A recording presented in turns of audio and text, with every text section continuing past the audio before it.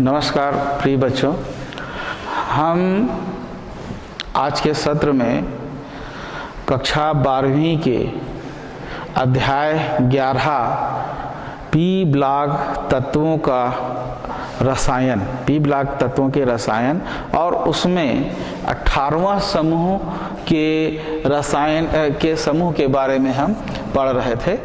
तो पिछले सत्र में हमने जीनान के कुछ यौगिकों की संरचना के बारे में देखा था।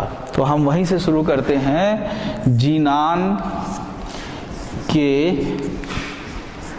यौगिकों की संरचनाएं। तो जीनान यौगिक बनाता है फ्लोराइड, ऑक्साइड और कुछ पर्जेनिक अम्ल भी बनाता है। इसमें हम देखते हैं कि ये किस प्रकार से ये यौगिक इनके बनते हैं, ऑक्साइड और फ्लोराइड, इनकी संरचनाएं कैसी हैं और कैसे बनती हैं। जीनान को अपने यौगिक बनाने के लिए हाइब्रिडाइजेशन की आवश्यकता पड़ती है। ये हाइब्रिडाइजेशन करता है और हाइब्रिडाइजेशन के फलस्वरूप ये सहसंयोजक यौगिक बनाता है। तो पिछले सत्र में मैंने बताया था कि जीनान की जो संयोजी कक्ष है वो संयोजी कक्ष है 5s और 5वां p में, इसमें s में एक जोड़ी इलेक्ट्रॉन, p में 3 जोड़ी इलेक्ट्रॉन और d जिसमें कि 5 उपकक्षकाएं होती हैं, ये खाली है। यह जो है इसकी अभी आद्य अवस्था है, यह आद्य अवस्था है या इसको हम कहते हैं ग्राउंड स्टेट, आद्य अवस्था, अर्थात ये उत्तेजित नहीं है, ये ग्राउंड स्टेट है। हमें मालूम है कि ये जो कक्षक हैं ये वास्तव में इलेक्ट्रॉन के ऊर्जा स्तर, यानी इलेक्ट्रॉनों की जितनी ऊर्जा होती है वह इलेक्ट्रॉन उसी स्तरों पर रहते हैं। और इसमें हम जानते हैं कि जो नाभिक के सबसे पास में रहते हैं उन इलेक्ट्रॉनों की ऊर्जा बहुत कम होती है और जो नाभिक से सबसे अंत में होते हैं उनकी ऊर्जा जो है सबसे ज़्यादा होती है। ये हम पहले भी जानते हैं। तो ये जो कक्षक हैं ये सब ऊर्जा स्तर है। तो हमने देखा कि इसमें हाइब्रिडाइजेशन होता है। हाइब्रिडाइजेशन में जो पिछला मैंने सत्र में बताया था कि इस डी कक्षा का जो है पूरी तरह से खाली है, इसमें पी कक्षा से एक जोड़ी इलेक्ट्रॉन ब्रेक होता है पी कक्षा का, अर्थात इस यहाँ पर उपस्थित ये जो पी जेड इलेक्ट्रॉन है इसको ऊर्जा मिलती है, ऊर्जा ग्रहण करता है और उस इलेक्ट्रॉन की ऊर्जा बढ़ जाती है। तो जब इलेक्ट्रॉन की ऊर्जा बढ़ेगी तो वो अगला स्तर देखेगा जहाँ पर उस ऊर्जा के मान का स्तर है। तो वो प्रोन्नत होकर या उत्तेजित होकर एक जोड़ी ये टूटती है, उत्तेजित होकर वो इलेक्ट्रॉन चले जाता है डी में। तो ये s, p और 5d। अब हम देखते हैं कि इस प्रकार से ये उत्तेजित अवस्था है, इसको हम कहेंगे प्रथम उत्तेजित अवस्था। इस प्रथम उत्तेजित अवस्था में 2 इलेक्ट्रॉन अनपेयर्ड हो गए, यानी एकाकी हो गए और अभी 3 इलेक्ट्रॉनों की जोड़ी उपस्थित है। तो अब ये एक प्रकार का हाइब्रिडाइजेशन करते हैं और इस तरह से एक S, 3 P और एक D, एक S, 3 P और एक D, ये मिलते हैं और मिलकर नई कक्षकों का निर्माण करते हैं, हाइब्रिडाइजेशन करते हैं और नए कक्षक बनाते हैं, और सभी कक्षकों को हम अब sp3d के नाम से जानेंगे। यानी अब ये कक्षा भी sp3d है, ये भी sp3d है, ये भी sp3d है, यह भी sp3d और ये भी sp3d, यानी कुल मिला के यहाँ पर 5 नई कक्षाएं बन गई। तो इस प्रकार के हाइब्रिडाइजेशन से यहाँ पर जीनान डाइफ्लोराइड का निर्माण होता है। इस हाइब्रिडाइजेशन से ये जो संरचना है जीनान डाइफ्लोराइड के निर्माण के लिए है, क्योंकि इन सिंगल इलेक्ट्रॉनों में, एकल इलेक्ट्रॉनों में फ्लोरीन अपना एक इलेक्ट्रॉन साझा में देगा और इन कक्षाओं की पूर्ति करेगा, अर्थात यहाँ पर फ्लोरीन के द्वारा दिए हुए इलेक्ट्रॉन से जोड़ी बनेगी और जीनान डाइफ्लोराइड बनता है। इसी तरह से हम दूसरी उत्तेजित अवस्था यहाँ पर देखते हैं आगे। अगला हम उत्तेजित अवस्था, इधर जगह नहीं है नीचे में बनाने के लिए, तो हम यहाँ पर देखते हैं दूसरी उत्तेजित अवस्था। तो इसमें देखिए S, ये P और 5D। तो अब यहाँ पर अगली उत्तेजन अवस्था में चूंकि Z का इलेक्ट्रॉन प्रोन्नत होकर D में चला गया, अब Y का जो इलेक्ट्रॉन है वो भी और अधिक ऊर्जा ग्रहण करता है और वो इलेक्ट्रॉन चला जाता है Z में, और Z का इलेक्ट्रॉन चला जाता है वह इधर D और D की अगली कक्षाओं में। तो हम यहाँ पर देखते हैं कि 5D में अब 2 इलेक्ट्रॉन हो गए, जो कि पहले खाली थी, फिर एक गया, अब दूसरा गया, तो 5D में अब 2 इलेक्ट्रॉन हो गए।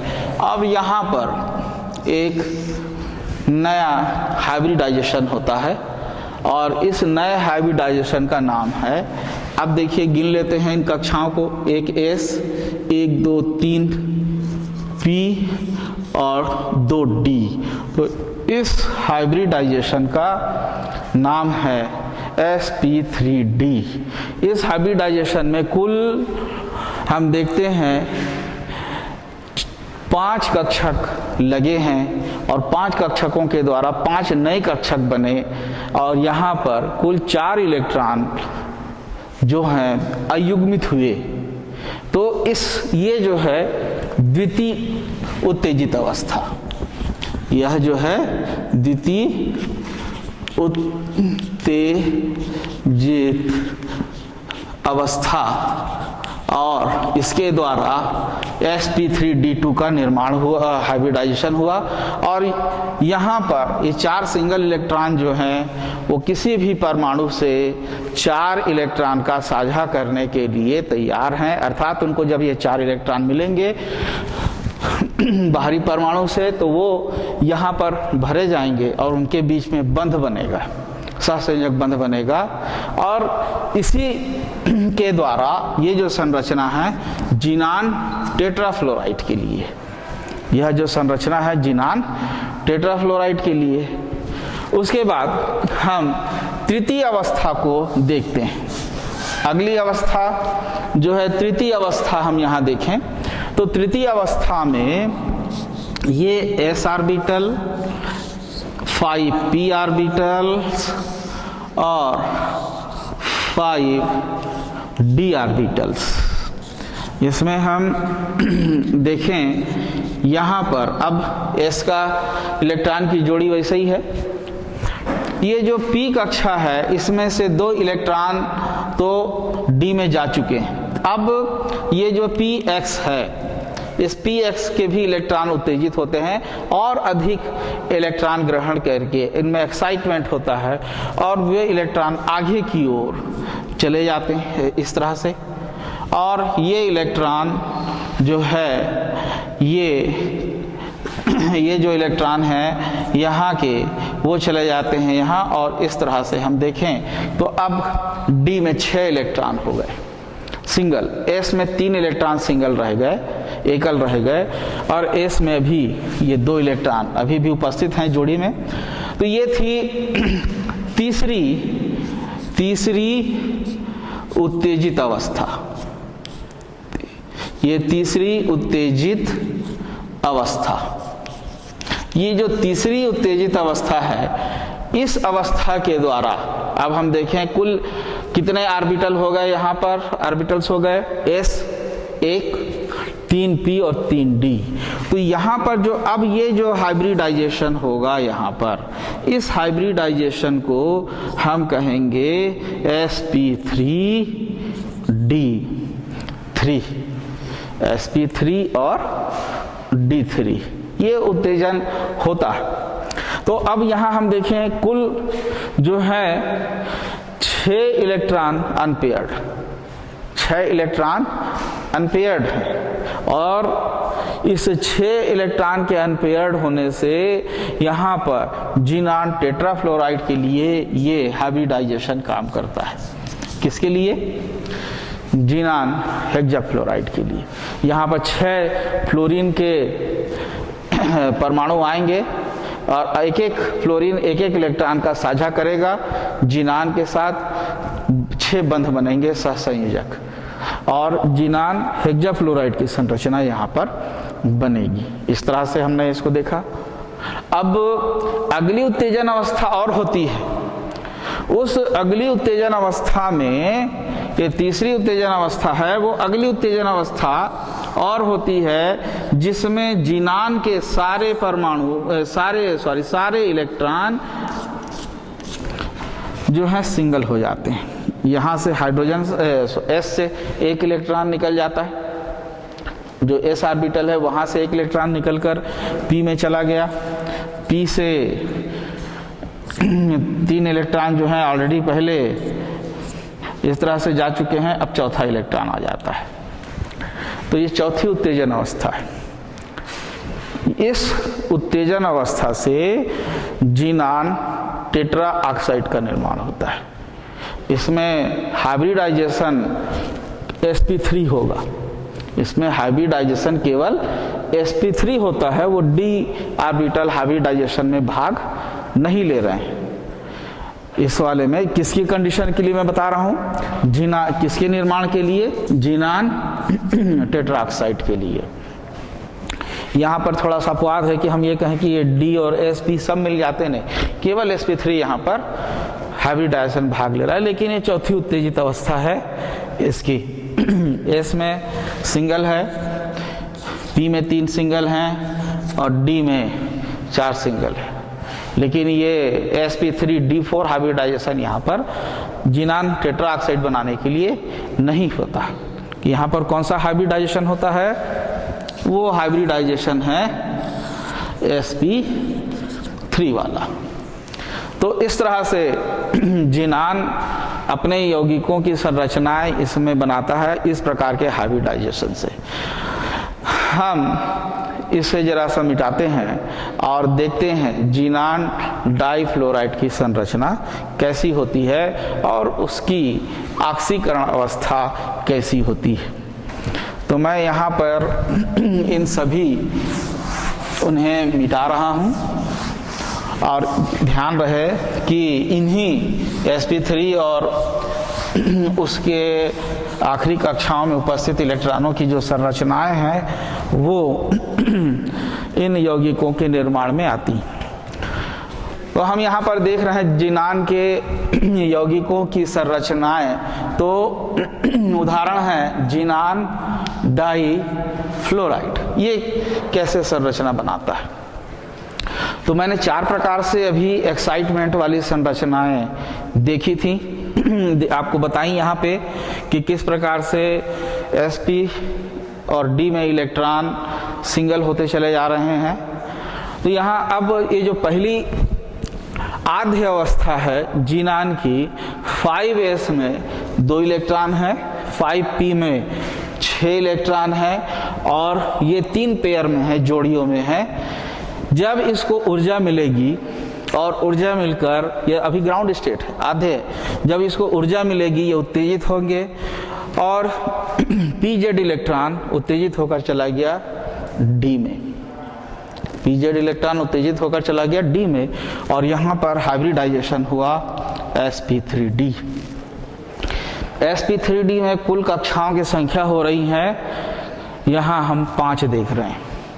तो जब sp3d कक्षा बनती है हाइब्रिडाइजेशन के द्वारा 5 कक्षाएं बनती हैं, पांचों कक्षाएं जिसमें कि 3 लोन पेयर ऑफ इलेक्ट्रॉन है या इलेक्ट्रॉन युग्म हैं, ये एकाकी जो इलेक्ट्रॉन युग्म हैं ये एक दूसरे को प्रतिकर्षित करती हैं। सारी कक्षाएं एक दूसरे को प्रतिकर्षित करेंगी, और एक दूसरे को जब ये प्रतिकर्षित करेंगी और इस तरह से प्रतिकर्षित करेंगी कि सब एक दूसरे से अधिकतम दूरी पर जाएं, एक दूसरे से अधिकतम दूरी पर जाएं, एक दूसरे से अधिकतम कोण बनाएं, ये इनकी व्यवस्था होती है और ऐसी इनकी प्रवृत्ति होती है।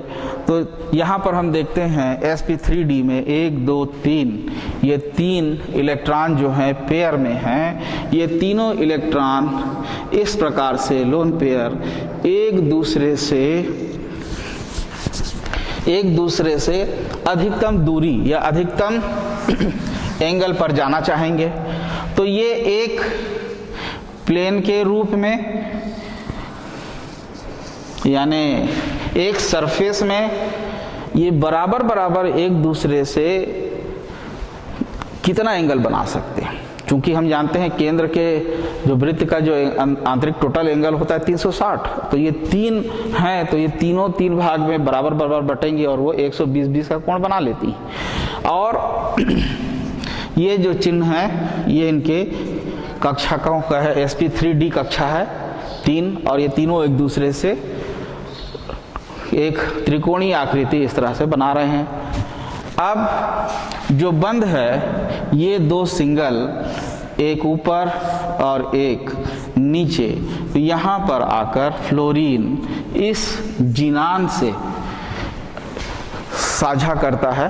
फ्लोरीन अपना यहाँ पर आएगा और एक इलेक्ट्रॉन यहाँ देगा, यहाँ पर एक इलेक्ट्रॉन देगा और ये फ्लोरीन के द्वारा बंध बनेंगे। तो ये बना Xe2F। तो इसकी आकृति कैसी होगी?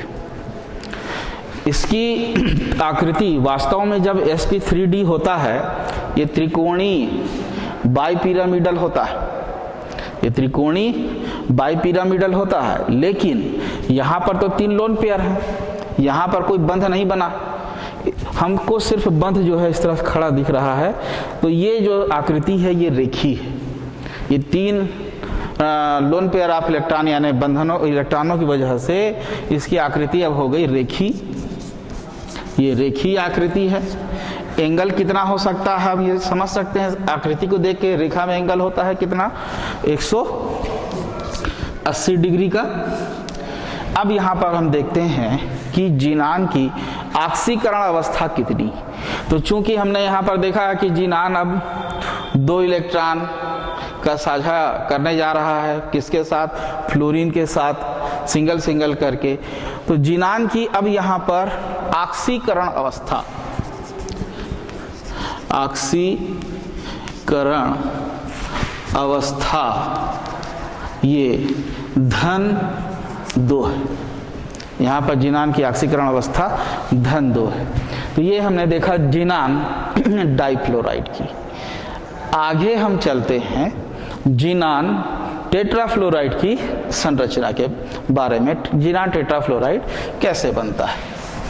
तो जिनान टेट्राफ्लोराइड में अभी हमने यहाँ पर देखा कि ये आद्य अवस्था है, और उसके पहले भी मैंने बताया कि ये पहला इलेक्ट्रॉन यहाँ जाता है और sp3d बनाता है। ये दूसरी पहली उत्तेजित अवस्था है।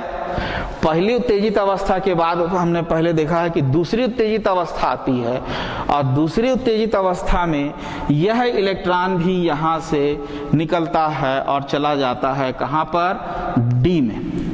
कहाँ चला जाता है? ये डी में चला जाता है। मैं इसको थोड़ा सा अब स्पष्ट करूँगा चित्र से। तो अब इलेक्ट्रॉन P में 2 सिंगल हो गए और इस D में भी 5D में भी 2 सिंगल हो गए। हाइब्रिडाइजेशन कैसा?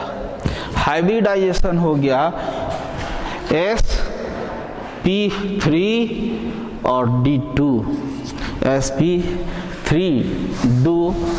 d2 में अब जो है ये हाइब्रिडाइजेशन यहाँ पर हुआ। इस हाइब्रिडाइजेशन में अब हम देखते हैं 1 2 3 4 5 6 कुल 6 बंद बनने की स्थिति आती है। और सामान्य रूप से अगर ये 6 जो हैं सिंगल इलेक्ट्रॉन होते तो ये बनाता ऑक्टाहेड्रल। लेकिन यहाँ पर हम देख रहे हैं कि ये 2 लोन पेयर हैं। इन 2 लोन पेयर के कारण अब ऑक्टाहेड्रल संरचना नहीं बन सकती। तो जीनान तो ये संरचना किस प्रकार से बनेगी जीनान टेट्राफ्लोराइड की? हम देखते हैं कि sp3d2 किस प्रकार से संरचना बनाएगा। इसमें 2 लोन पेयर हैं, 2 लोन पेयर हैं और 4 सिंगल हैं। तो अब ये सारे जो कक्षक हैं एक दूसरे से अधिकतम दूरी पर प्रतिकर्षित होंगे, एक दूसरे को प्रतिकर्षित करेंगे। तो प्रतिकर्षण के फलस्वरूप यहाँ पर हम देखते हैं कि जीनान बीच में है। पहला बंध ये एक फ्लोरीन से, दूसरा ये दूसरे फ्लोरीन से, तीसरा चौथा बंध भी फ्लोरीन से।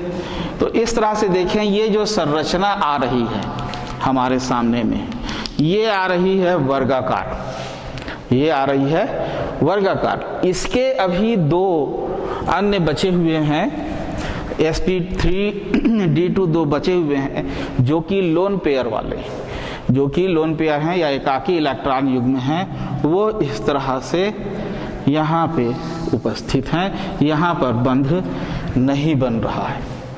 तो जो अष्टफलकी बनना चाहिए था, अष्टफलकी क्रिस्टल बनना चाहिए था, इन 2 लोन पेयर के कारण अब ये जो संरचना हमको स्पष्ट दिख रही है क्या है? ये वर्गाकार, ये है स्क्वायर प्लेनर, समतल वर्गाकार। तो आकृति हुई वर्गाकार, समतल वर्गाकार। और ऑक्सीकरण संख्या 4 इलेक्ट्रॉन सिंगल होने के कारण ये हो गई धन 4। और वर्गाकार में हम जान रहे हैं एंगल का मान कितना होगा इन बंधनों में? ये 90 डिग्री हैं सब, ये 90 डिग्री के इनके एंगल हैं। तो इस तरह से हमने 2 फ्लोराइड की संरचना देखी। तीसरा जो है फ्लोराइड हम देखते हैं जीनान हेक्सा फ्लोराइड।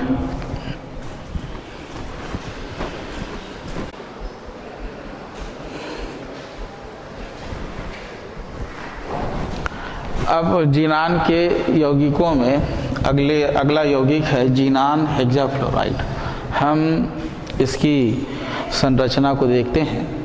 तो इसकी संरचना में हम इस पहले चित्र को मिटाएं और इसके बाद इसे हम देखते हैं।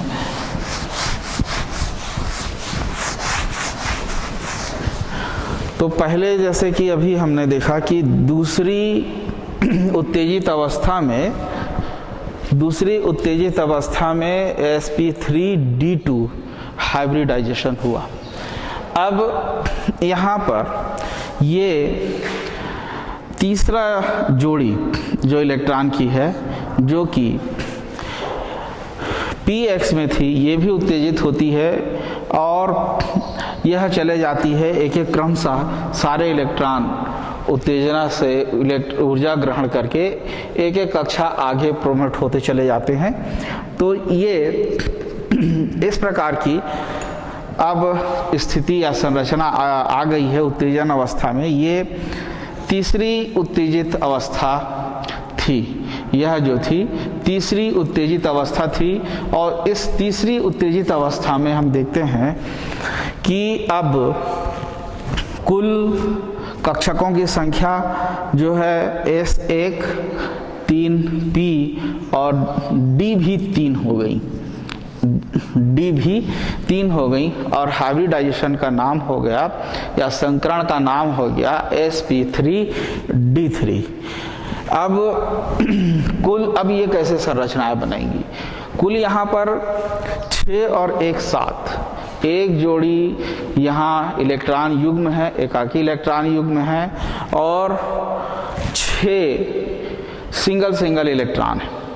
ये सारी की सारी सभी कक्षाएं आपस में अब फिर एक दूसरे को प्रतिकर्षित करेंगी और प्रतिकर्षण के फलस्वरूप इस तरह से व्यवस्थित होंगी कि अधिकतम एक दूसरे से ये दूर रहें। तो यहाँ पे इनकी संरचना इस तरह से आती है। हम देखते हैं कि जीनान केंद्र में है। पहला ये बंध एक फ्लोरीन से इस तरह से ये स्क्वायर प्लेनर की तरह से बनाता है, ये स्क्वायर प्लेनर की तरह से।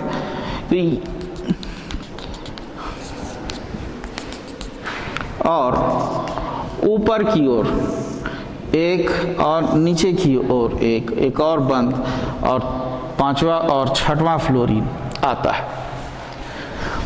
यहाँ पर एक कक्षा भी बच गई, वो है जिसमें कि एक लोन पेयर है, एक जोड़ी इलेक्ट्रॉन एकाकी युग्म है और वो एकाकी युग्म यहाँ पर इस तरह से उपस्थित है और इसमें एक जोड़ी इलेक्ट्रॉन है। इस एक जोड़ी इलेक्ट्रॉनों के प्रतिकर्षण से, इस एक जोड़ी इलेक्ट्रॉनों के प्रतिकर्षण से ये 6 जो अन्य बंध हैं या कक्षाएं हैं थोड़ा सा डिस्टर्ब हो जाती हैं और यहाँ पर हम देख रहे हैं जो अष्टफल की संरचना बन रही है। अष्टफल की संरचना इस तरह से कि ये समतल में 4 इस प्रकार से वर्गाकार 4 परमाणु एक समतल में है और इस समतल के बीच में एक जीनान का परमाणु है और एक बंध ऊपर की ओर और एक बंध इस वर्गाकार समतल में नीचे की ओर आ रहा है।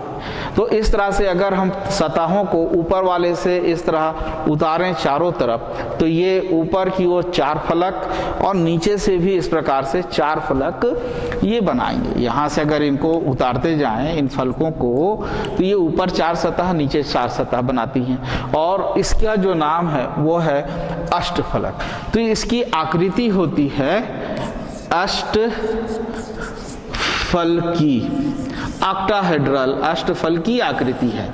किंतु यहाँ हम देख रहे हैं कि एक जोड़ी लोन पेयर है जो इन 6 को डिस्टर्ब कर रहा है, तो ये अष्टफलक शुद्ध नहीं बनेगा और ये हो जाता है विकृत। तो इस आकृति का हम नाम देंगे विकृत अष्टफलक या डिस्टॉर्टेड ऑक्टाहेड्रल इसकी आकृति बनती है यहाँ पर।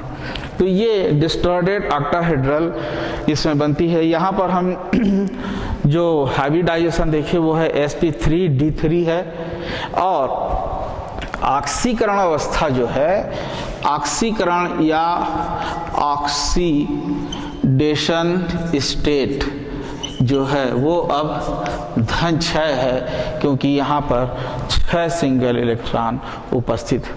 तो ये संरचना थी जीनान हेक्साफ्लोराइड की। जीनान हेक्साफ्लोराइड के बाद हम एक संरचना देखते हैं वो है जीनान ऑक्सीफ्लोराइड की, यानी इस संरचना को हम फिर से देखते हैं। दूसरा अब यौगिक ले रहे हैं।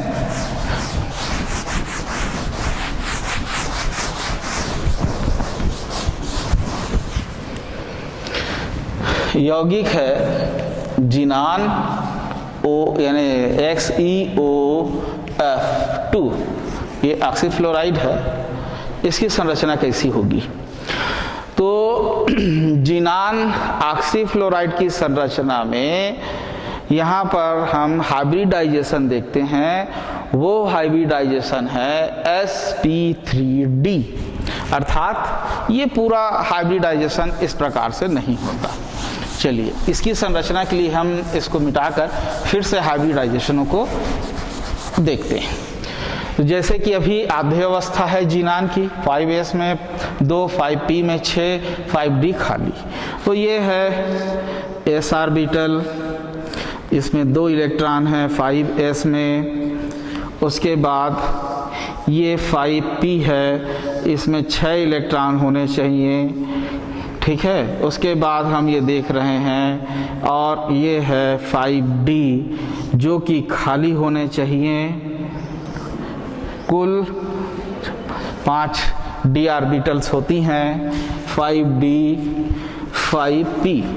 तो आद्य अवस्था है, इलेक्ट्रॉन p कक्षा के उत्तेजित होते हैं, p कक्षा के इलेक्ट्रॉन उत्तेजित होते हैं और pz का एक इलेक्ट्रॉन उत्तेजित होकर वो चला जाता है d में, जैसे कि हम पहले पढ़ चुके हैं।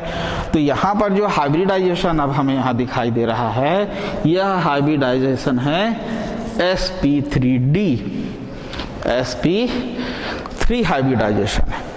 अब इस sp3 हाइब्रिडाइजेशन में यहाँ हम देख रहे हैं कि ऑक्सीडेशन स्टेट इसकी क्या होगी, इसकी ऑक्सीडेशन स्टेट क्या होगी।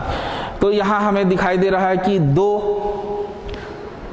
इलेक्ट्रॉन अभी सिंगल हैं, यहाँ पर 2 इलेक्ट्रॉन यहाँ सिंगल हैं। अब किंतु हमें क्या कहने से यहाँ पर फ्लोरीन 2 के लिए तो जगह है, ठीक है, इसमें एक ऑक्सीजन भी है। तो इस व्यवस्था से यह संरचना नहीं बन पाएगी। तो इस संरचना बनने के लिए फिर कौन सा हाइब्रिडाइजेशन चाहिए? तो ये अगला इलेक्ट्रॉन फिर से प्रोमोट होता है और यहाँ चला जाता है और स्थिति हो जाती है sp3d2। sp3d2 हाइब्रिडाइजेशन की अवस्था आ जाती है और sp3d2 हाइब्रिडाइजेशन में हम यहाँ देखते हैं कि अब कुल कितने इलेक्ट्रॉन यहाँ पर हैं, कुल कितने इलेक्ट्रॉन हैं, इनके संबंध में हम अब देखते हैं।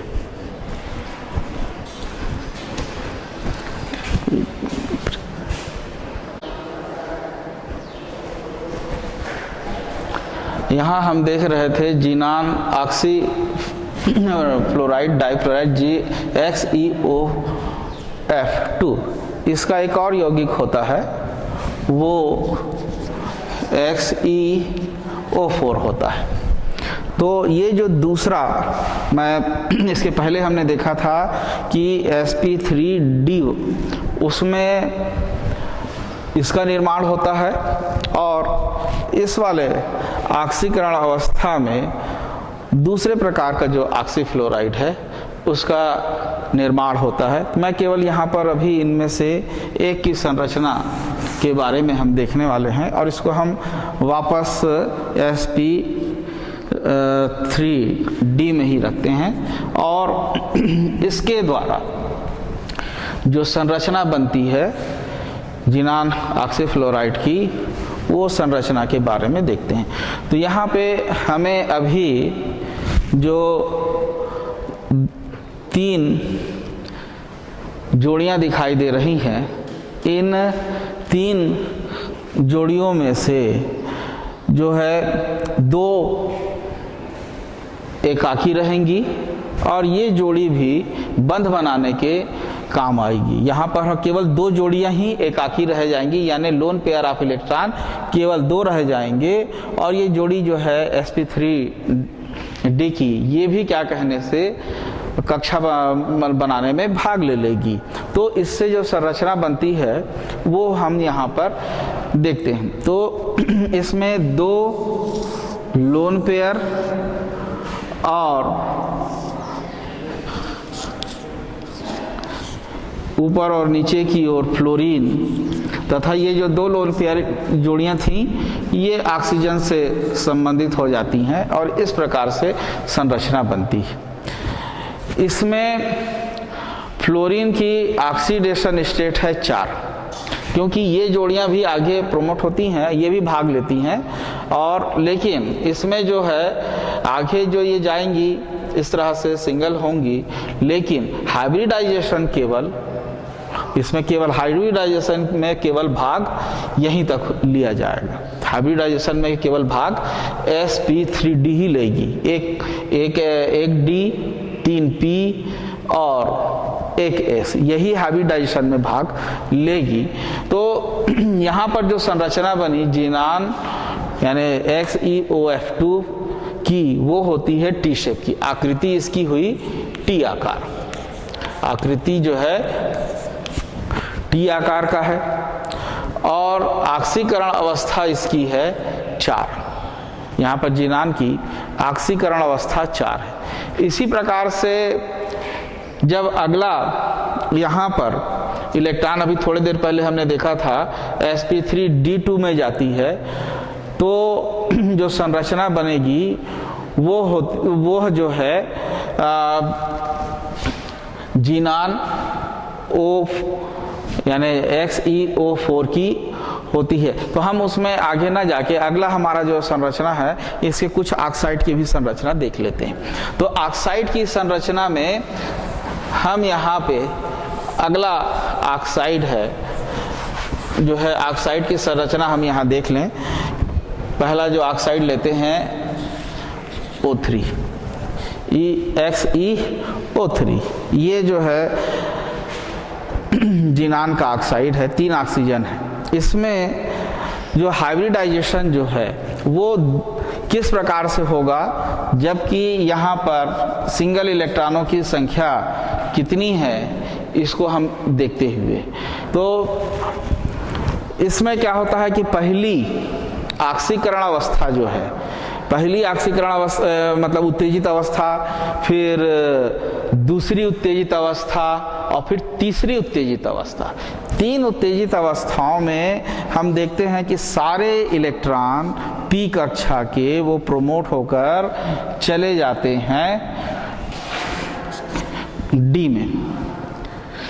पूरे इलेक्ट्रॉन p कक्षा के चले जाते हैं d में, और स्थिति यहाँ पर हो जाती है s ऑर्बिटल में 2 इलेक्ट्रॉन रहते हैं, p में 3 सिंगल इलेक्ट्रॉन रहते हैं और d में 3 सिंगल इलेक्ट्रॉन होते हैं। लेकिन हाइब्रिडाइजेशन इस प्रकार से नहीं होता। हाइब्रिडाइजेशन का जो प्रकार है वो केवल s से p तक सीमित रहता है, sp3, s से p तक सीमित रहता है। इसमें डी कक्षा के 3 ऑर्बिटल हाइब्रिडाइजेशन में भाग नहीं लेते हैं। तो यहाँ पर जो स्थिति आकृति बनेगी sp3, जो सामान्य sp3 होता है वो बनाता है टेट्राहेड्रल, सामान्य sp3 टेट्राहेड्रल बनाता है, किंतु यहाँ पर इस sp3 में एक लोन पेयर है। तो इसकी संरचना को हम अब देखते हैं कि ये किस प्रकार से संरचनित होगी। तो यहाँ जीनान पहला जो बंध है जो sp3 से बनाता है ऑक्सीजन के साथ, ये जो sp3 में जो सिंगल इलेक्ट्रॉन है उनसे बनाता है सिंगल बंध, उसके बाद दूसरा जो बनाता है वो भी सिंगल बंध, और तीसरा भी ऑक्सीजन के साथ सिंगल बंध। ये 3 सिंगल बंध हैं। यहाँ पर हम देख रहे हैं कि ये 3 सिंगल बंध हैं जो ऑक्सीजन ने बनाए हैं sp3 से, और sp3 से जो बनने वाला जो बंध है वो कोएक्सियल होता है ऑक्सीजन के ओवरलैपिंग से, और ये सिग्मा बंध होते हैं तीनों, ये तीनों सिग्मा बंध बने। अब यहाँ पर हम देखते हैं कि 3 5d के इलेक्ट्रॉन बचे हैं जो कि हाइब्रिडाइजेशन में भाग उन्होंने नहीं लिया, उन्होंने हाइब्रिडाइजेशन में भाग नहीं लिया है। तो ये इलेक्ट्रॉन, चूंकि हमें मालूम है कि ऑक्सीजन डबल बंध बनाता है, ऑक्सीजन क्या करता है, डबल बंध बनाता है, तो ऑक्सीजन का एक बंध सिग्मा होता है, एक बंध पाई होता है। तो ये 5d के जो इलेक्ट्रॉन हैं ये पाई बंध बनाते हैं ऑक्सीजन के साथ। ये तो इस तरह से जीनान ट्राई ऑक्साइड की ये संरचना हम देख रहे हैं। अब हमारे पास एक चीज छूट रही है, उसको जरा ध्यान देते हैं, वो है लोन पेयर।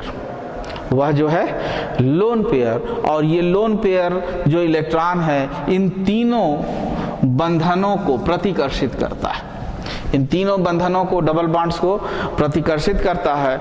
और टेट्राहेड्रल वाली जो संरचना है अब नहीं रहेगी, वो तीनों को संरचनित करके इनका जो sp3 हाइब्रिडाइजेशन सामान्य अवस्था में 109 डिग्री 28 मिनट का एंगल देती है। अब यहाँ एंगल भी कम हो जाएंगे और इसकी आकृति भी विकृत हो जाएगी, और ये आकृति जो बना रहा है ये त्रिकोणीय पिरामिड की आकृति बन रही है।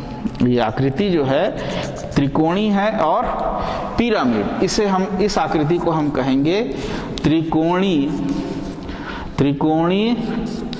पिरामिड, त्रिकोणीय पिरामिडी यह आकृति है। और यहाँ पर जो संरचना हमें दिख रहा है, ये ध्यान से यहाँ देंगे कि ये 3 इसमें पाई बंध हैं और 3 सिग्मा बंध हैं। 3 सिग्मा बंध sp3 के हैं और 3 पाई बंध इस 5d ऑर्बिटल से यहाँ पे बने हैं। और हमें स्पष्ट रूप से देख रहे हैं कि 6 इलेक्ट्रॉन यहाँ सिंगल हैं, इसलिए इसकी ऑक्सीडेशन अवस्था यहाँ जिनान की धन 6 होगी। आगे अगला हम देखते हैं इसी में ही जिनान का अगला ऑक्साइड, और वो अगला ऑक्साइड है जिनान टेट्राऑक्साइड। जिनान टेट्राऑक्साइड में अब हम देखते हैं कि यहाँ पर ये जो sp3 हाइब्रिडाइजेशन था, यहाँ s का भी एक इलेक्ट्रॉन प्रमोट होता है और चला जाता है d में, और d में जब ये इलेक्ट्रॉन चला जाता है प्रमोट होकर, तो इधर हमें स्पष्ट रूप से कुल 8 इलेक्ट्रॉन अनपेयर्ड दिखाई दे रहे हैं। अब ये 8 इलेक्ट्रॉनों में केवल s और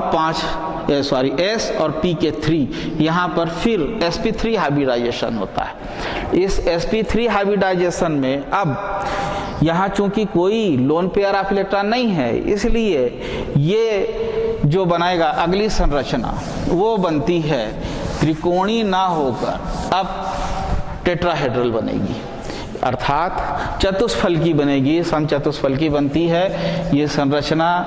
यहाँ ये इसकी आकृति को हम देखते हैं और एक ऊपर, तो ऑक्सीजन इस तरह से टेट्राहेड्रल आकृति यहाँ पर ये बनाता है। टेट्राहेड्रल हमें मालूम है, टेट्राहेड्रल में 109 डिग्री के एंगल होते हैं। तो ये इस प्रकार से जिनान, ध्यान रहे ये सब अब डबल है, बॉन्ड है। यहाँ पर कुल मिला के 4 सिग्मा बंध हैं और 4 पाई बंध हैं। सिग्मा बंध कौन बना रहा है? sp3 वाले, और 5d वाले बना रहे हैं पाई बंध। इस तरह से जिनान टेट्राफ्लोराइड की हमने यहाँ संरचना देखी। तो हम कुछ यौगिकों की यहाँ हमने संरचना देखी। एक यौगिक जो छूट रहा है, मैं उसे भी अगर कुछ समय है तो पूरा करने की कोशिश करूँगा, OF2। इसके लिए हम वापस आते हैं। यहाँ पर हाइब्रिडाइजेशन होता है sp3d2। यहाँ पर हाइब्रिडाइजेशन जो हो रहा है वो sp3d2। तो sp3d2 में कुल 2 p कक्षाएं भाग ले रही, कुल 2 कक्षाएं p कक्षाएं भाग ले रही हैं। और यहाँ पर जो इलेक्ट्रॉन हैं 1 2 3 और ये 4, तीनों इलेक्ट्रॉन यहाँ पर उपस्थित है। इसमें केवल हाइब्रिडाइजेशन किसके किसके बीच होगा? sp3d2 के बीच में होगा। यह इलेक्ट्रॉन यह वाली कक्षा हाइब्रिडाइजेशन में भाग नहीं लेती। तो किस तरह से संरचना बनेगी इसे हम देखते हैं। तो जिनान केंद्र में है, जिनान केंद्र में है। यहाँ 2 बंध ऑक्सीजन इस प्रकार से बनाते हैं, और फ्लोरीन एक नीचे, एक फ्लोरीन इधर ऊपर की ओर, और यह लोन पेयर। तो ये जो संरचना है हमको दिख रहा है कि संरचना इस तरह से ये आ रही है। एक विकृत त्रिकोणीय पिरामिड बन रहा है यहाँ पर। ये तो त्रिकोणीय संरचना है, ऊपर एक पिरामिड और नीचे की ओर एक पिरामिड। तो ये विकृत त्रिकोणीय पिरामिड की संरचना हमें यहाँ कुल दिखाई दे रही है और 6 इलेक्ट्रॉन यहाँ सिंगल हैं, तो इसमें धन 6 हाइब्रिडाइजेशन है। तो हमने यहाँ कुछ ज़ीनान के फ्लोराइड और ऑक्साइड की संरचना देखी और आशा है कि आपको यह पाठ अच्छी तरह से समझ में आया होगा। यहाँ पर हम कक्षा 12वीं का पाठ नंबर 11 पी ब्लॉक के तत्वों का रसायन समाप्त करते हैं। आप सभी को उपस्थिति देने के लिए धन्यवाद।